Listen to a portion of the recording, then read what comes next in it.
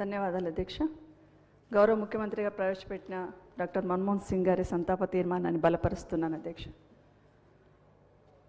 భరతమాత బిడ్డల్లో మన్మోహన్ సింగ్ గారు కూడా చాలా గొప్ప వ్యక్తి అధ్యక్ష. దేశం వారిని కోల్పోవడం అనేది అత్యంత బాధాకరం. ఆర్థిక విధానంలో తనకంటూ ఒక గట్టి ముద్ర వేశారు అధ్యక్ష. విమర్శల ప్రశంసలు కూడా అందుకున్నారు అధ్యక్ష. సుదీర్ఘకాలం రాజకీయాల్లో ఉండి ప్రజాసేవలో కొనసాగి మన్మోహన్ సింగ్ గారు అణగారిన ప్రజల సంక్షేమం తరఫునే పనిచేశారు అధ్యక్ష. చట్టాలు పథకాలు చాలా తీసుకొచ్చిన ప్రతి దాంట్లో కూడా ప్రజా సంక్షేమం దేశ అభివృద్ధి అనేది ప్రధానంగా భావించేవారు అధ్యక్ష.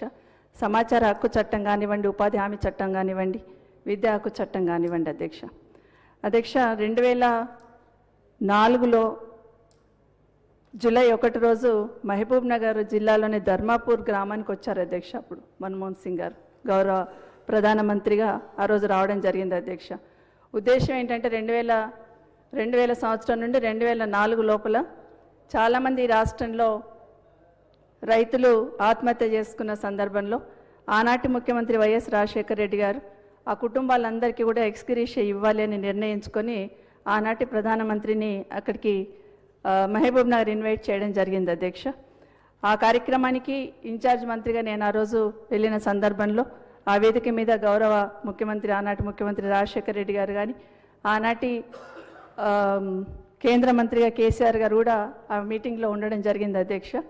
ఆ కుటుంబాలను ఒకరొక్కరిని మాట్లాడిస్తున్న సందర్భంలో వాళ్ళ దగ్గరికి వెళ్ళి వాళ్ళ కుటుంబ బాగోగులు కనుక్కుంటున్న సందర్భంలో నిజంగానే ఆ పేదవాళ్ళ కష్టాలు విని వాళ్ళ బాధను వింటున్న సందర్భంలో ఆయన కళ్ళు చెమర్చాయి అధ్యక్ష. నిజంగా ఆ రోజు అనుకున్నాను గొప్ప మానవతావాది, ఎంత పెద్ద ఎత్తుకి ఎదిగినా కూడా ఆ మానవత్వం అనేది చూపిస్తుందనేది ఆ రోజు వారిని చూడగానే నాకు అనిపించింది అధ్యక్ష.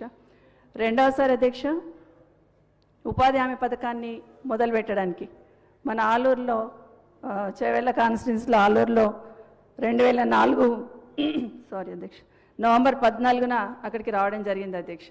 అక్కడికి వస్తున్నప్పుడు ఆ గ్రామస్తులతో కూడా మాట్లాడి ఆ పథకాన్ని స్టార్ట్ చేసినప్పుడు నిజంగా ఆయనలో ఒక తృప్తి అనేది కనిపించింది అధ్యక్ష. ఆ రోజు కూడా వైఎస్ రాజశేఖర రెడ్డి గారు కానీ జైపాల్ రెడ్డి గారు అక్కడ ఆ కార్యక్రమంలో మీరు కూడా ఉన్నారు అధ్యక్ష. అందరం అక్కడ చూస్తున్నాం అధ్యక్ష ఆయన.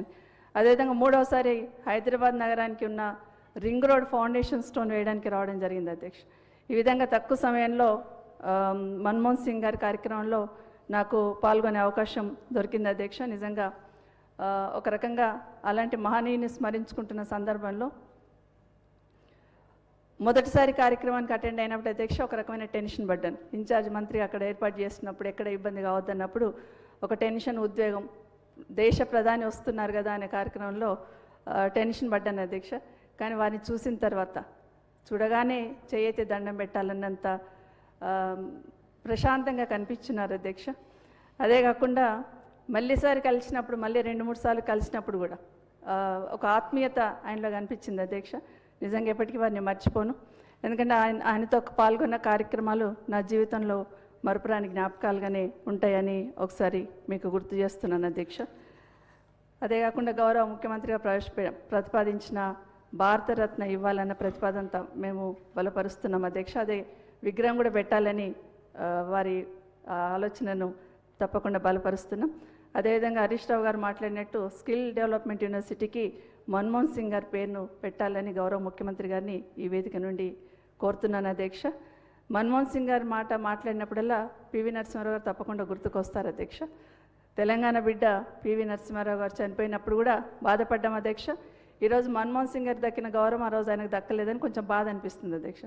కేటీఆర్ గారు ప్రస్తావించినట్లు దేశ రాజధానిలో పివి నరసింహారావు గారి పేరు మీద మెమోరియల్ ఏర్పాటు చేయాలని ఈ సభ ద్వారా తీర్మానం చేయాలని కోరుతున్నాను అధ్యక్ష. మన్మోహన్ సింగ్ గారి మృతి పట్ల సంతాపాన్ని తెలియజేస్తూ వారి ఆత్మకు శాంతి చేకూరాలని వారి కుటుంబ సభ్యులకు నా ప్రగాఢ సానుభూతిని తెలియజేస్తున్నాను అధ్యక్ష. గౌరవ సభ్యులు రాజగోపాల్ రెడ్డి గారు.